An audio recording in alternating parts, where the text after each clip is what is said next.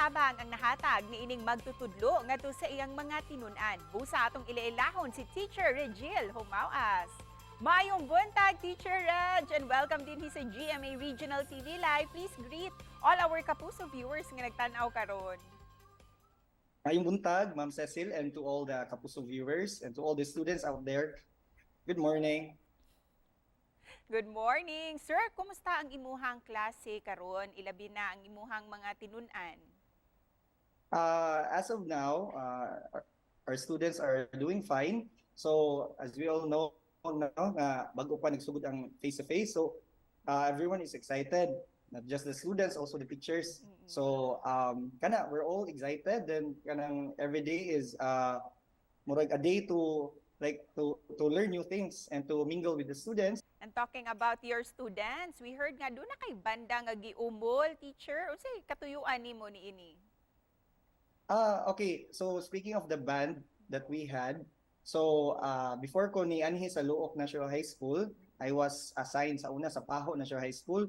So, naka-create ko og group of students nga hilig og kanta. So, not really nga advisory na ko sila, but like music club. So these students mga naay potential, so ako sang gipundok. And so aside from music is my passion, I graduate as AB Music.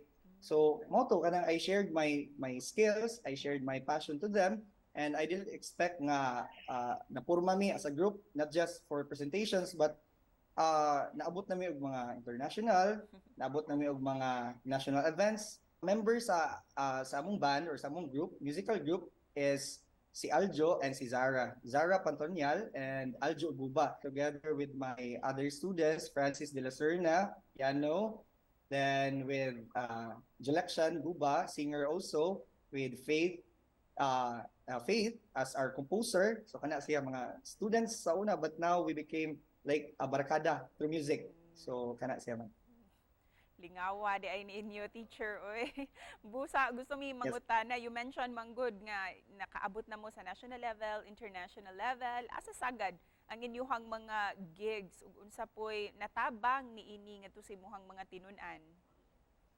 Okay, so during the time katong napako sa Paho, we have events diri sa Hoops Dome and some others sa national, okay? Usually katong sa Ecotech, mga national events niya we are asked to perform.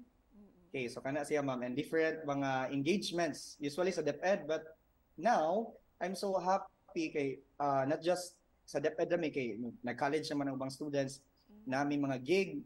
It could be sa mga opening sa usa ka kanang business, manganta mi usahay we sang in weddings, usahay debut, and yes, so we are in a band and also in business sa kanang photography. Same people gihapon ma'am. So into events gayud mo gawa sa music di ay, teacher. Yes ma'am. And speaking of music, isgutan ta kining imuhang love for music kay nag-major man jud ka in music, Teacher Reg. Kano sa nagsugod imuhang pagkahilig sa musika? Nagsugod akong hilig sa music when I was in grade 6. Then I was inspired with my MAPE teacher, si Teacher Safa Buok, and also sa akong dad. Ikaw po nahimong blessing usab ka ngadto sa imuhang mga estudyante. Busa, Teacher Reg, unsang klaseng fulfillment ang nahatag ni ini sa imong kaugalingon?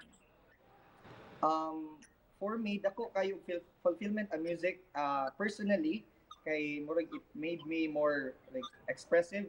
Kay usually as artists, ma'am, kanang we cannot express ourselves directly, maybe into words, but we express ourselves into music or into creative things. So kana siya, nakatabang siya nako on the side of self-expression.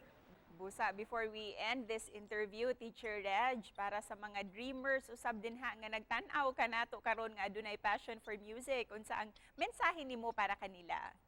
Just sing or play to express, not just really to impress people. Kay when you do it heartily, nya kanang nakay-passion, people will really mo resonate ra gina sila. So, and for me, I'm so happy and so blessed kay I thought ordinary music teacher ako, but I made a difference in their lives, and also nakatabang sa nila financially kay mo share matsag ko kay music is to be shared. Thank you sab kanimo Teacher jug saludo mi sa imuhang gipakita para sa imuhang mga estudyante. Daghang salamat teacher. Thank you, Ma'am Cecil.